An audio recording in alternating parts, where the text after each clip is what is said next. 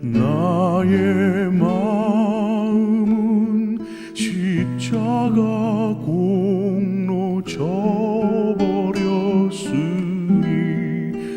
나는 주를 볼 수 없는 죄인. 나의 완악한 마음이 채찍이 되고 나의 더러운 혀는 못자국이 됐네. 나의 마음은 주님의 사랑 외면했으니 나는 주를 만질 수도 없네. 주가 나의 못자국과 채찍질로 인하여 멸시와 고초친이 담당하셨네.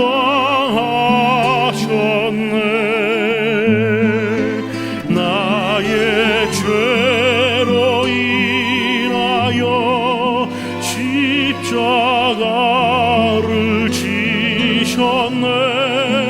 내가 주님을 버렸나이다. 주여 나의 죄악을 용서하소서.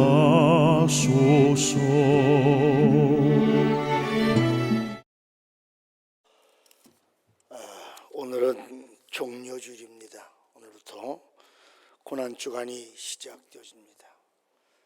이 종료주일 첫 예배 하나님 앞에 드리시겠습니다. 경건한 마음으로 우리 다 함께 기도하시겠습니다.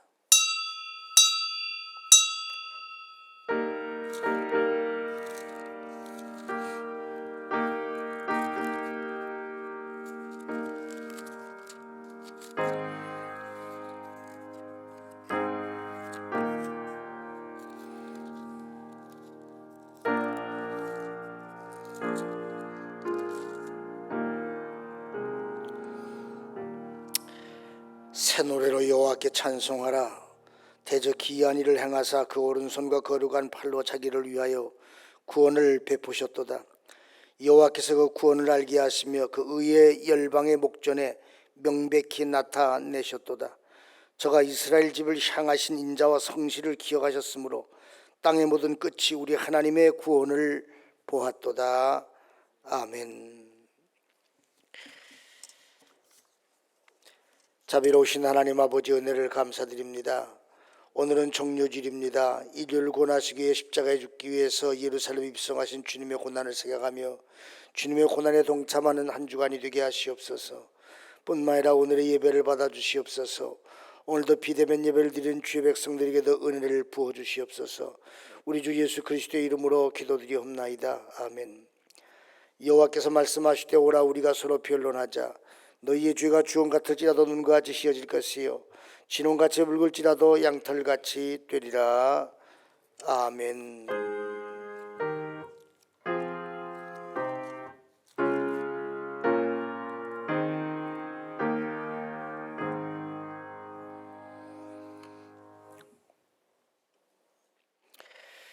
시온에 따라 크게 기뻐할지어다. 보라, 내 왕이 네게 임하나니 그는 공의로우며 구원을 베풀며 내가 에브라임의 병거와 예루살렘의 말을 끊겠고 그의 정권은 바다에서 바다까지 이르고 앞에서 가고 뒤에서 따르는 무리가 소리질러 가로되 주의 이름으로 오시는 이여 가장 높은 곳에서 호산나 하더라. 아멘. 전능하사 천지를 만드신 하나님 아버지를 내가 믿사오며 그 외아들이 주 예수 그리스도를 믿사오니 이는 성령으로 잉태하사 동정녀 마리아에게 나시고 본디오 빌라도에게 고난을 받으사 십자가에 못 박혀 죽으시고 장사한 지 사흘 만에 죽은 자 가운데 다시 살아났으며 하늘에 오르사 전능하신 하나님 우편에 앉아 계시다가 저리로서 산 자와 죽은 자를 심판하러 오시리라. 성령을 믿사오며 거룩한 공회와 성도가 서로 교통하는 것과 죄를 사여 주시는 것과 몸이 다시 사는 것과 영원히 사는 것을 믿사옵나이다. 아멘.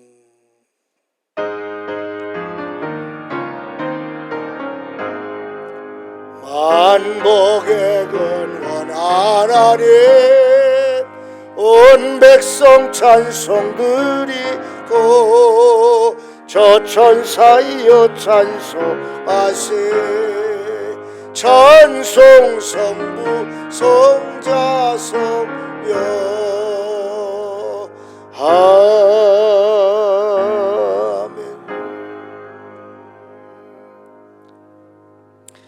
기도하시겠습니다. 우리 손들 하시기 됐습니다.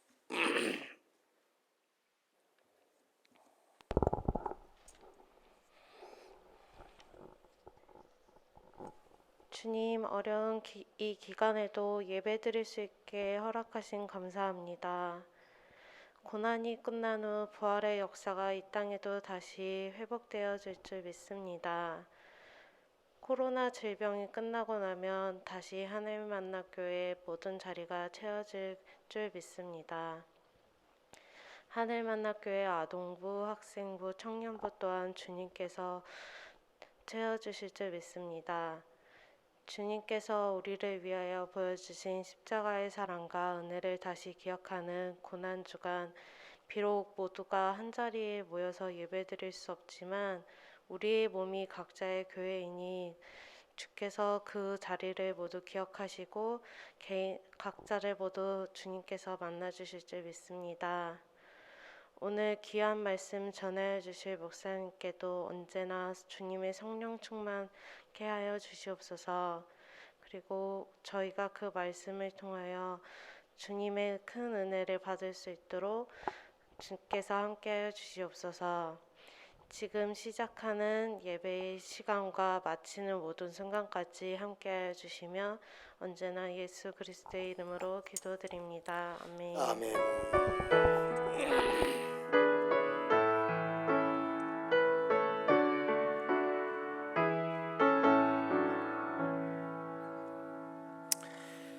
하나님의 말씀은 마태복음 27장 11절로 14절의 말씀 봉독해 올리겠습니다. 마태복음 27장 11절로 14절의 말씀이 되겠습니다.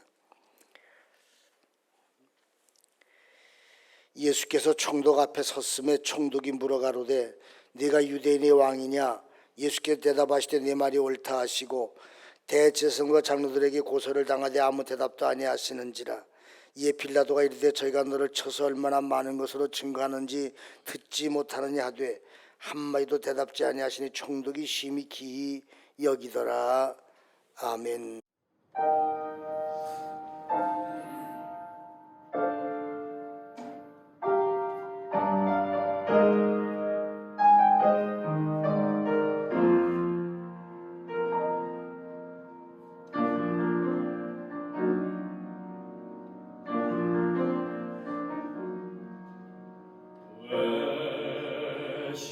십자가를 지셨나 하늘 위한 영광 버리고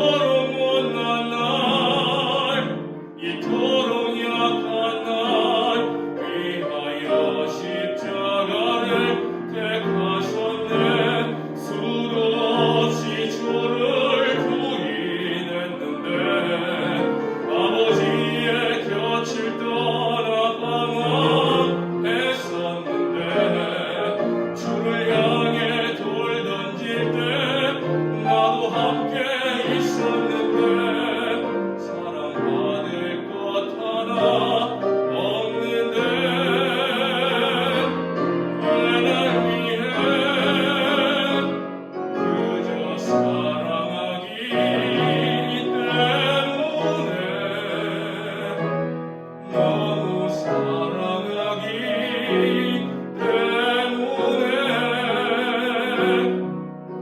이토록 못난 날 이토록 약한 날 위하여 십자가를 택하셨네. 이토록 못난 날 이토록 약한 날 위하여 십자가를 택하셨네.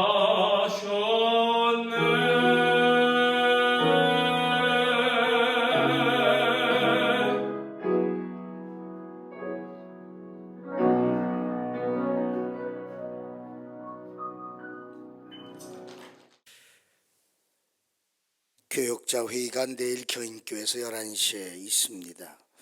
내일부터 4월 2일까지 고난주간 특별 새벽도회를 모이는데 본당에서 모이겠습니다. 거리뛰기 때문에 이렇게 하시고 임원들은 다 참석하시고 가능하면 많이 참석하시기를 바랍니다. 오늘 예배는 여선교 1, 2부 오후 예배는 주간 예배로 드리겠습니다. 코로나 거리두기가 2주간이 더 연장이 되었습니다. 기억하시고 우리가 다 안전수칙에 잘 지키셔서 우리가 코로나에 걸리지 않도록 조심하시기를 바랍니다.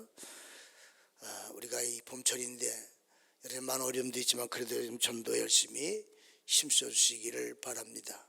부활절 새벽 예배는 이 자리에서 11예배로가 아니라 이 자리에서 드리도록 이렇게 하겠습니다. 이렇게 하시길. 봄이 오니까 천지사방이 꽃이 피고 있습니다. 코로나19가 2주간 연장됨으로 인해서 또다시 삶이 또 멈추어졌습니다. 각 지역마다 이때쯤이면 시작된 꽃 축제들이 모두가 중단이 되었습니다. 그래도 감사한 것은 봄이 오니까 코로나19와 상관이 없이 자연은 자신의 할 일들을 묵묵히 해나가면서 온 천지를 아름답게 수놓고 있습니다. 참 신기한 건 교회 앞에 앞마당에 앵두꽃이 피자마자 어디서 날아왔는지 벌떼들이 찾아와서 이곳저곳 찾아다니면서 먹이 활동을 하는데 하나님은 그 일들을 통해서 열매를 맺게 하시는 것입니다. 살아있는 생명 결코 요란하지 않습니다. 아이가 소리 없이 자라고 새싹이 소리 없이 땅에서 뚫고 올라오고 나무에 소리 없이 새싹이 오르고 몽우리가 꽃머리가 맺히고 있습니다. 이것이 생명의 신비입니다. 우리말에 빈수레가 요란하다는 말이 있습니다. 우리가 사는 이 사회는 지금 온갖 소리들로 가득 차 있습니다. 그 소리들이 때로는 우리를 절망시키고 우리를 분노하게 만들고 때로는 우리의 갈등과 분열에 휩싸이게 합니다. 또 대면 예배 20%, 비대면 예배를 드리면서 예배가 온전히 회복되지 못한 가운데 부활절을 맞이하는 저희 마음의 한 가지 간절한 희망은 이 예수님의 부활을 통해서 이 땅에 코로나19가 소멸되어지고 이 땅이 회복되어지고 관계가 회복되어지고 그리고 코로나 이전 일상으로 다시 돌아가기를 간절히 소망하는 것입니다. 사람들은 지금 부산시장, 서울시장 선거에 매몰되어 연일 상대방의 비리를 폭로하는 폭로전을 일삼고 유순연의 패널들을 불러다가 선거 열전에 휩싸여 있습니다. 정치들은 선거 승리를 위해서 정책보다 상대방의 약점을 물고 늘어지면서 국민들을 실망시키고 있습니다. 수많은 말의 잔치 속에서 그 말들이 어떤 격을 가져오며 어떤 사람들이 상처를 입고 있는지조차 모른 채 서로가 목적으로의 앞만 보고 달려가고 있습니다. 그럼에도 불구하고 이런 죄악생을 구원하기 오신 예수님의 고난과 죽음과 부활을 준비하는 고난주간은 시작되고 있다고 하는 것입니다. 그동안 우리는 코로나19 앞에 우리의 생명 같은 예배를 뒤로했습니다. 성경은 말세가 되면 모이기를 패하는 어떤 사람들의 습관처럼 하지 말고 모이기에 힘쓰라고 했는데 코로나 핑계로 많은 사람들은 모임을 기피하고 있습니다. 그래서 우리의 믿음은 점점점 약해져 갑니다. 한번 생각해 보십시오. 5인 이상 집합금지를 이렇게 교회 모임을 통제하는 사람들이 선거 홍보하는 사람들은 예라고 하는 말이 됩니까 여러분들? 참 웃기는 얘기예요. 지금도 지하철 가면 사람들이 빽빽이 들어서 출퇴근을 합니다. 시장에 사람들이 몰려다니면서 창을 보고 있습니다. 지난주도 두 사람이 와서 예배에 성가대로 서지 말라고 한 짓이라고 갔습니다. 왜 그럴까? 이것은 우리의 믿음을 무너뜨리게 넣으면 사탄의 계획입니다. 저는 그 믿음의 회복이 고난주간을 삼았으면 좋겠습니다. 성도님, 우리가 고난주간을 지키는 이유가 뭐라고 생각하십니까? 아마도 고난주간을 지키는 가장 큰 이유는 나와 예수님 그 예수님과 나의 관계를 생각하는 시간이라고 생각합니다. 나를 위해 죽으신 예수님, 내가 믿는 예수님이 나에게 어떤 의미가 있는가를 다시 한번 깊이 묵상하는 시간이 바로 고난 주간을 지키는 가장 큰 이유일 것입니다. 따라서 고난 주간은 사실 침묵의 시간이며 깊은 사색의 시간이며 깊은 기도의 시간입니다. 어떤 목사님에게 그 교회 집사님이 찾아와 상담을 요청했답니다. 이유는 뭐냐? 남편 때문에 도저히 살 수가 없고 남편만 뭐 험악한 소리가 나오고 꼭 죄만 짓는 것 같아서 못 살겠다는 것입니다. 그래 어떻게 했으면 좋겠느냐고 물을 때 그 얘기를 듣던 목사님이 그 집사님에게 자신의 서재는 냉장고에서 물이 담기는 병안을 꺼내주면서 하는 말이, 남편이 시비를 걸 때마다, 남편이 다툴 일이 생길 때마다 이 물을 한 모금씩 먹었는데 꼭 절대 삼키지 말고 입에 꼭 물고 있으라고 했답니다. 그래서 이 집사님 집으로 들어가서 남편이 시비를 걸 때마다 목사님 좀 물을 입에다 물고 삼키지 않고 있었답니다. 참 신기한 건 그럴 때마다 싸움이 일어나지 않고 치올랐던 화가 지나가고 점점 가정에 큰 소리가 줄어들면서 얼마 지나지 않아 가정이 점점 화목해지기 시작하더라는 것입니다. 그래서 신기해서 집사님 목사님을 찾아가 물었습니다. 목사님, 그 주신 물이 무슨 물이기 때문에 도대체 그 물을 먹었더니 남편과 싸우지도 않고 화목해지느냐고 물으니까 목사님 하시는 말씀이, 그건 그냥 물이에요. 그건 그냥 물이야, 맹물이라고. 근데 그 물을 입에 물고 있을 때 침묵하게 되고 그 침묵의 신체가 올라왔던 분이 사라지고 화도 지나가고 침묵함으로 더 이상 남편과 문제가 생기지 않기 때문에 가정의 평화가 오는 것이라고 하면서 부부의 평화의 비결이 뭐냐? 다른 것이 아니라 바로 침묵이라고 했다는 이야기가 있습니다. 야고보는 말하기를 말이 많으면 허물을 명키가 어렵다고, 그래서 입에 채가를 물리라고 말합니다. 이 말은 뭡니까? 침묵하라고 하는 얘기. 이 사회는 문제는 너무나 말이 많다는 것입니다. 그 말들 대부분 진실하지도 않고 유익하지도 않는 말들, 가짜없는 말들로 쏟아져 나오고 있습니다. 이사야 53장 7절에 이사야 선지자는 오실 메시아를 예언하면서 그 곤욕을 당하 괴로울 때도 그 입을 열지 아니했다라고 말합니다. 그 수백 년 시간이 흐른 후 그분 대제사장과 장로들에게 고발을 당하시고 체포되어 총독 빌라 앞에 서였습니다. 총독이 묻습니다. 네가 유대인의 왕이냐고. 그렇다고. 그게 전부예요. 아무 변명도 하잖아요. 사람 누구나 자신을 표현할 권리가 있습니다. 경찰이 범인을 잡을 때 반드시 고지하는 게 있습니다. 하나는 묵비권이고 하나는 변호사 선임할 권리가 있다고 하는 것을 가르쳐줍니다. 빌라도가 예수님에게 네가 유대인의 왕이냐 물을 때 그렇다고 한 말 이외에는 아무것도 하지 않았습니다. 변명하면 돼요. 변명한다면 풀려날 수 있는 가능성이 있어요. 내가 왕이라고 말하는 것은 이 세상의 왕이 아니다. 나는 하나님의 왕이다. 종교적인 것이다. 설명하면 돼요. 그런데 변명하지 않고 예수님이 침묵했다는 거예요. 그래서 총독이 놀랐다는 겁니다. 우리가 살면서 말을 많이 한다고 해서 내 말을 다 한다고 해서 그것이 반드시 좋은 것만 아닙니다. 때로는 침묵이 웅면보다도 위대할 때가 있습니다. 그러나 침묵한다는 때로는 우리 고통과 아픔과 괴로움을 줄 수가 있습니다.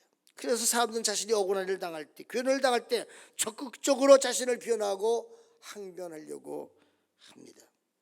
그러나 오히려 그 말들이 말꼬리를 물고 더 큰 문제를 일으킬 때는 수없이 발견하게 되어집니다. 때로는 말하지 않아도 침묵하는 것에 모든 뜻이 담겨져 있을 수가 있습니다. 때려서 하고 싶은 말도 참아야 되고 안 하는 것이 약이 될 때가 있습니다. 여러분들 예수님이 말을 할 줄 몰라서 침묵했다고 생각하십니까? 할 말이 없어 침묵했다고 생각하십니까? 저는 그렇지 않다고 생각해요. 예수님 말씀마다 권세가 있었습니다. 그 말씀에 능력이 있었습니다. 말씀마다 바다가 잔잔하고 풍랑이 잤습니다.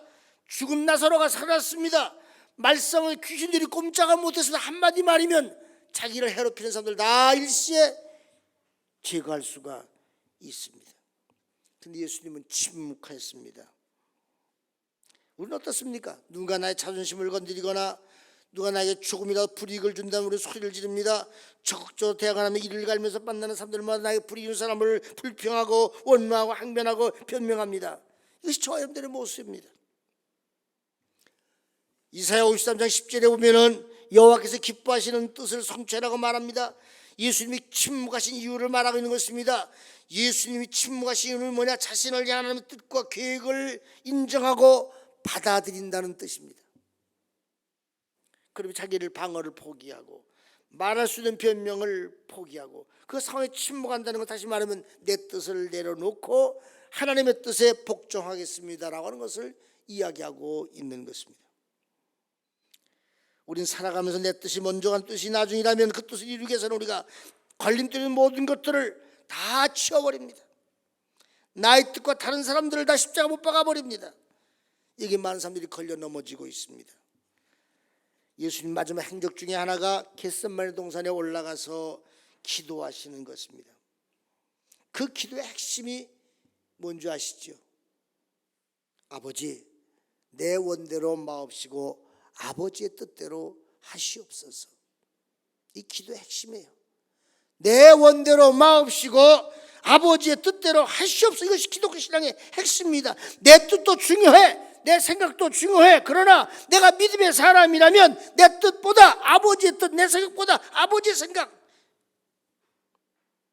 그것도 완전하고도 귀하기 때문에 난 내 뜻은 내려놓고 아버지의 뜻을 따르겠습니다. 주님 뜻대로 하시옵소서. 이게 신앙의 핵심이에요. 여러분 어떻습니까? 아버지 뜻은 상관이 없어요.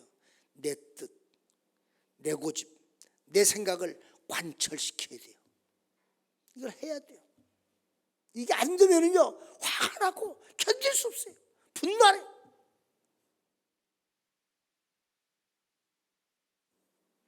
우리 옛사람들이 그런 말을 했어요.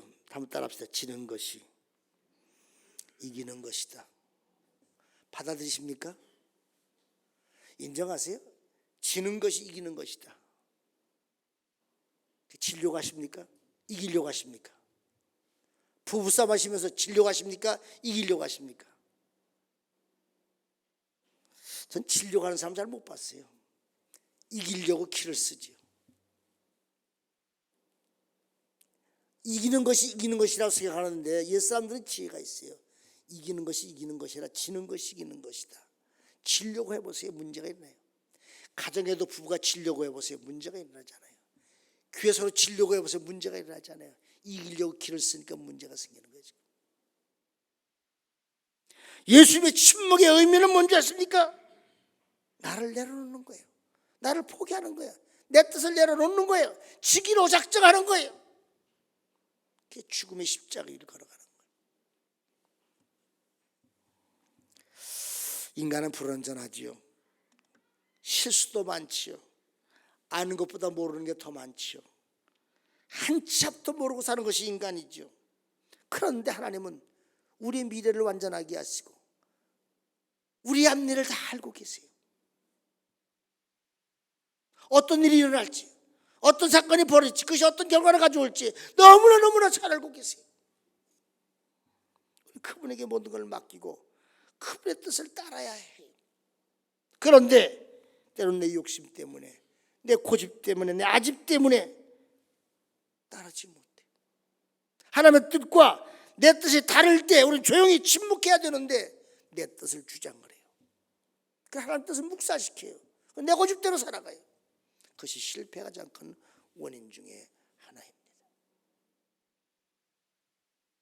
늘 그 찬송가 부를 때 내 주여 뜻대로 행하시옵소서. 살든지 죽든지 뜻대로 하소서. 사는 데는 뜻대로 하는데 죽는 데는 싫다는 거예요. 못 가요. 이게 우리들의 생각이에요. 살든지 죽든지 주님 뜻대로 하시옵소서 맡겨놔야 되는데 맡기지 못하고 살아요. 사람들이 텔레비전 드라마를 재밌게 보다가 전화가 오면 전화를 받기 위해서 TV 볼륨을 낮추거나 무음으로 누릅니다. 그래도 화면은 돌아가요. 내가 침묵한다고 세상이 안 돌아가는 게 돌아가요. 계속 돌아갑니다. 하나님의 뜻대로 돌아가고 있습니다. 저 중에 침묵의 시간 속에서 우리는 하나님의 음성을 들어야 돼요. 무엇으로 의미가 있는 것인지, 어떤 의미를 주고 있는 것인지를 들어야 돼요.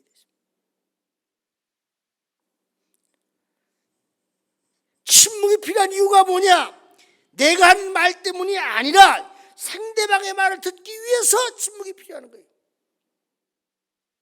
내가 하는 말은요 침묵이 필요 없어요. 떠들면 돼요. 그러나 떠들면 상대방이 들을 수가 없어. 조용히 침묵해 상대방의 소리를 들을 수가 있는 것이었습니다. 하나님의 음성을 들을 수가 있는 것이었습니다. 이스라엘 민족이 출애굽이 40년 지난 다음에 여호수아가 지도자가 된 후에 기적처럼 요단강을 건너고 첫 번째 맞이한 장애물이 여리고성 아닙니까 여러분들. 광야 40년 지나서 이 성은 난공불락의 요새죠. 여호수아가 여리고성을 무너뜨려 기도할 때 하나님께서 물었습니다. 하나님 어떻게 했으면 좋겠습니까? 그때 하나님께서 이스라엘 백성들에게 매일 한 번씩 6일 동안 여리고성을 돌아가시면서 7째 내려 그 성을 7바퀴를 돌아가 말합니다. 그러면서 여리고성을 돌 때 한 가지 원칙이 있어요. 너 입에서 아무 말도 내리지 마라. 아무 소리도 내지 말아라. 사람 생각해 보세요. 60만이요 소리 없이 쥐새끼 소리 안 나지 그 성을 돈다는 게 쉬운 일이겠습니까? 쉽지 않은 거예요. 근데 매일같이 성을 도는 거예요. 왜 그랬을까? 왜? 말 좀 하면 안 되나? 그 백성들이 뭘 배우느냐? 하나님께 집중하는 것을 배우는 거예요. 태양을 아시죠? 돋보기로다가 빛을 모으면은요 그 빛이 초점이 한 곳으로 모이면 태워요. 그렇죠? 불을 일으킵니다. 그러나 이 불이 분산되어지면 불을 못 일으켜요. 같은 태양이라도요 뜨거움을 모아놓으면 불이 타죠. 모으지 못하면 아무것도 일어나지. 우리의 삶이 하나님께 집중할 때 기적이 나는 거예요. 하나님께 집중할 때 역사가 되는 거예요. 침묵하라는 말은 뭐냐? 하나님께 집중하라는 거예요.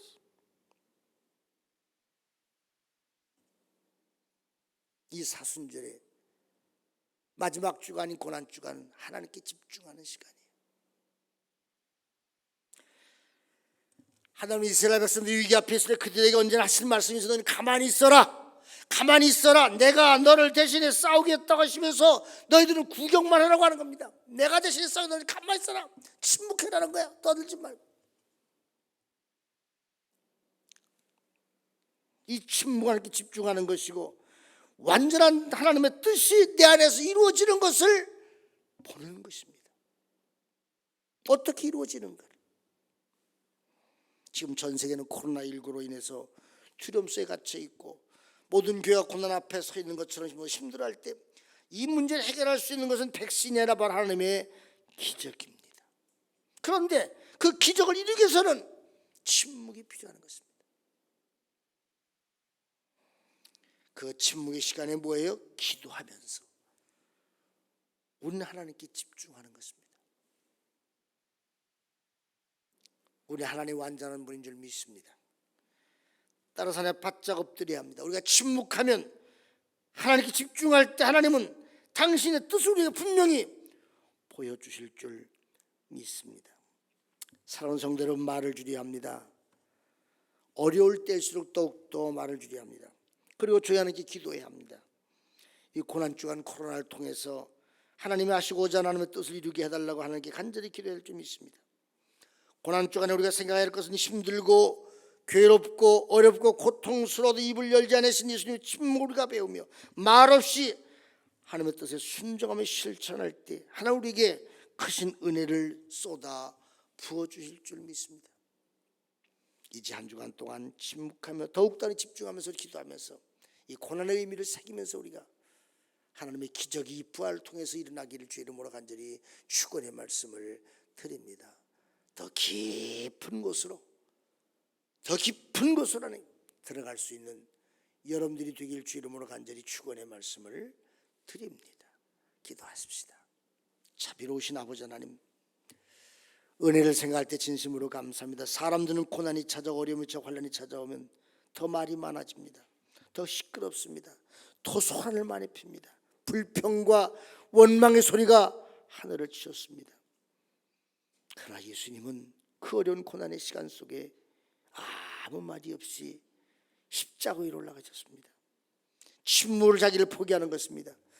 하나님의 뜻에 자기를 복종시키는 것입니다. 나보다 나를 더 잘 아시는 하나님, 나보다 문제를 더 잘 해결하시는 하나님께 우리 모든 걸 맡겨놓고 우린 그 앞에 침묵할 따릅니다. 이 고난의 시간에 우리가 더 침묵함으로써 우리가 하나님의 뜻을 집중하고 기도함으로써 이 땅의 코로나19를 물리치신 하나님의 기적을 볼 수 있는 저희들이 되게 하여 주시옵소서. 이 부활의 능력으로 이 땅의 재앙과 환난과 고난을 물리치고 우리에게 다시 일상으로 돌아갈 수 있는 하나님의 축복이 넘치게 하여 주시옵소서. 부활의 영광 이 땅에 가득하게 하시고 이 한 주간 우리가 매달려 기도함으로써 우리 하나님께 더욱더 깊이 영적인 관계로 돌아가는 저희들이 되게 도와주시옵소서. 이 사순절 한 주간 마지막 고난 주간을 통해서 하나님 영광을 받아 주시옵소서. 감사하며 예수 이름 받들어 간절히 축복하며 기도하옵나이다. 아멘.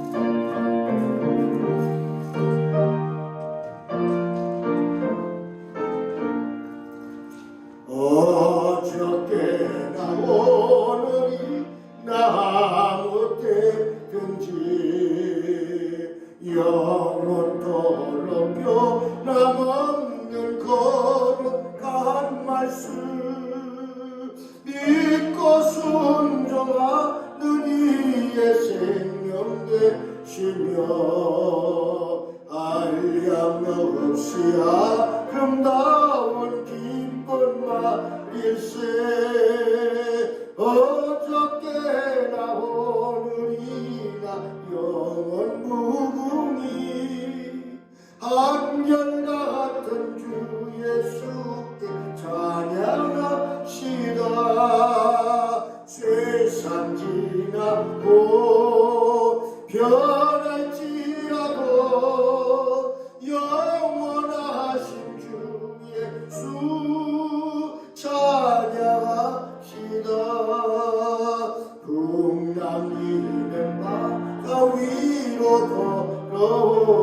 걸어오시고 갈릴리의 험한 풍파 잠잠케 하고 겟세마네 동산에서 우리 위하여 눈물 짓고 기도하신 고난의 주님 어저께나 오늘이나 영원 무궁히 한결같은 주 예수께 찬양합시다.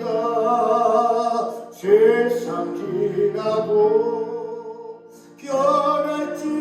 변할지라도 영원하신 주 예수 찬양합시다.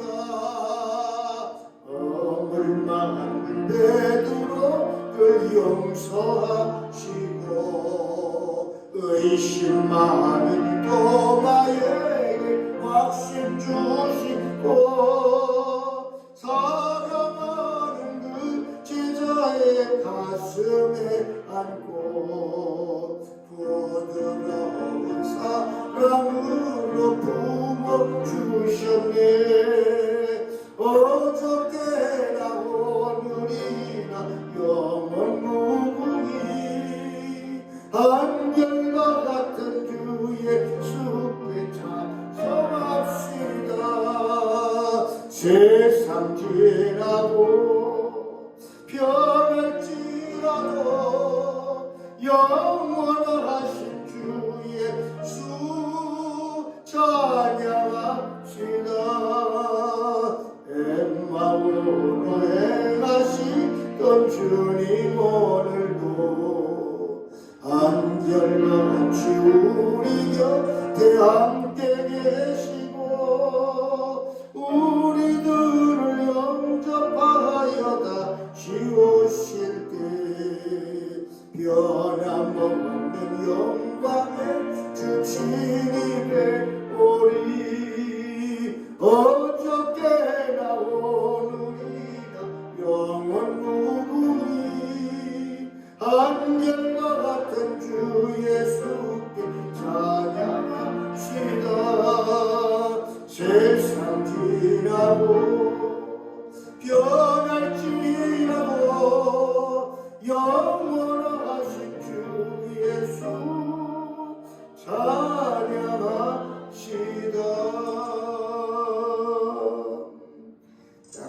주신 영광을 하나님께 봉헌하시겠습니다.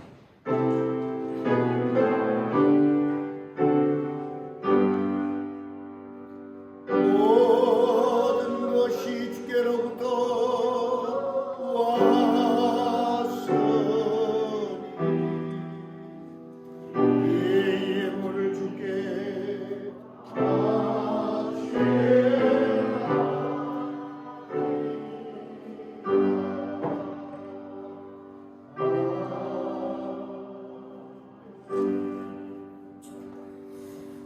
그리스님을 봉헌합니다. 11조 황수지 귀롱금 최상금 권사님 로댐 주정금 김지원씨 무명씨로 감사원 이재진 집사님 최상금 권사님 이상드라씨 이진철 집사님 황수진 황규석 서지성 목사님 내분 황신자 권사님 오효진 이은경 권사님 오충석씨 무명씨 을천번제 인성기씨 한희숙 권사님 장로 황신자 권사님 장수현씨 장수미씨 장수민씨 최금희 집사님 안정현 권사님 11조를 드렸습니다. 기도하시겠습니다. 사랑과 자비 아버지 은혜를 생각할 때마다 진심으로 감사와 찬송과 영광과 존귀를 돌립니다. 조편할 때 마음과 뜻과 정성을 다해서 주님을 봉헌해서 하는 것이 신령한 복으로 물부터 쏟아부어 주시옵소서. 우리도 구임받자 그걸 꾸려내며 우리가 위에 꼴에 있지 않게 나누고 베풀 수 있는 풍성한 애가 넘치게 도와주시옵소서. 내가 무엇을 심기를 건너 말씀을 싸우니 심은대로 놀라운 결실을 맺게 도와주시니 바라고 합니다. 더군다나 코로나19로 어려울 때 저희 삶에 늘 넘치는 축복으로 채워주시고 무엇보다도 건강의 복을 더하여 주시옵소서. 이지 못한 믿음과 은혜와 여건과 물질도 더하여 주시옵소서. 감사함이 수용 받도록 간절히 축복하며 기도하옵나이다. 아멘. 다 같이 나서 축복 소하시겠습니다.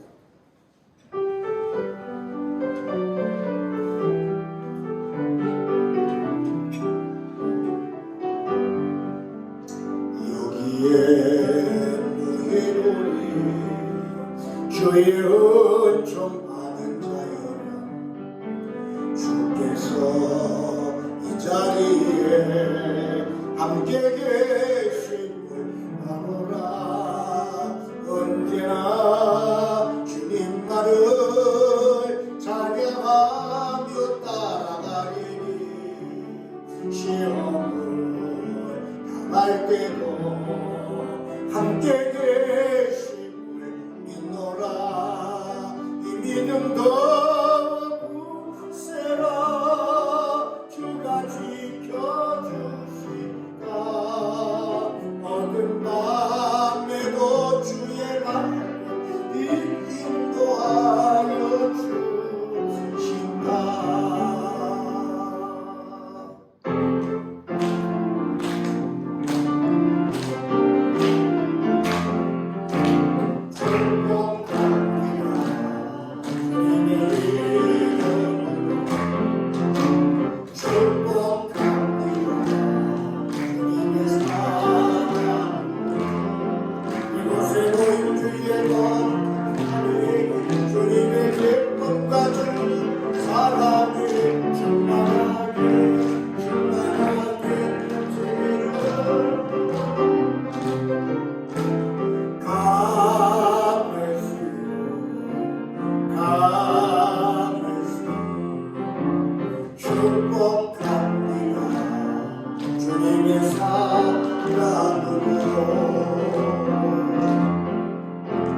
옆에 축복하시기 바랍니다. 감사합니다. 고맙습니다. 제가 파송의 말씀을 하기로 주여 주님의 고난에 저희가 동참하겠습니다. 기도하셨습니다. 지금은 우리 주 예수 그리스도의 은혜와 우리 아버지 하나님의 만극하신 사랑하심과 성령님의 감화 감동 역사 충만케 하신 은혜가 오늘 이곳에 모인 당신의 사랑하는 성도들과 저들에 속한 권속들을 머리 위에 이제로부터 영원토록 함께 하시기를 간절히 축원하옵나이다. 아멘. 아멘.